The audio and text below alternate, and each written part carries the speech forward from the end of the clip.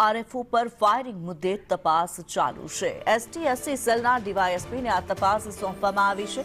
આરએફઓના પતિ અને પરિવારજનો સંડોવાયેલા હોવાની શક્યતા જોવામાં આવી રહી છે। ગુનો ડિટેક્ટ કરવા માટે ટેકનિકલ મેન્યુઅલ તપાસ ચાલી રહી છે। આરોપીને પકડવા માટે પુરાવા એકઠા કરવા તજવીજ હાથ ધરવામાં આવી। ગઈકાલે ફોરેસ્ટ ઓફિસર સોનલબેન સોલંકી ઉપર એક ફાયરિંગની ઘટના બની છે અને આ બાબતની તપાસ SC/ST સેલના ડીવાયએસપી શ્રી વાડોદરિયા કરી રહ્યા છે। પોલીસ અધિક્ષક શ્રી સુરતનાઓએ પણ રાજેશ ગઢિયા સાહેબે બનાવની વાળી જગ્યાની વિઝિટ કરેલી છે।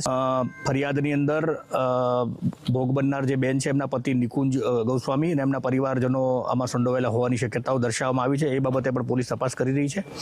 બનાવવાળી જગ્યાને ગઈકાલે FSL મારફતે પરીક્ષણ કરવામાં આવેલું હતું।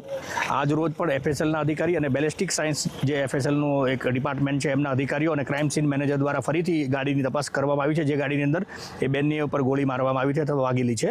આ ગુનાની મૂળ સુધી જવા માટેથી અને મૂળ જે આરોપીઓ સંડોવાયેલા છે એમને પકડવા માટેથી અને એમને વિરુદ્ધમાં જે કાંઈ પુરાવા મળી આવવાની શક્યતાઓ છે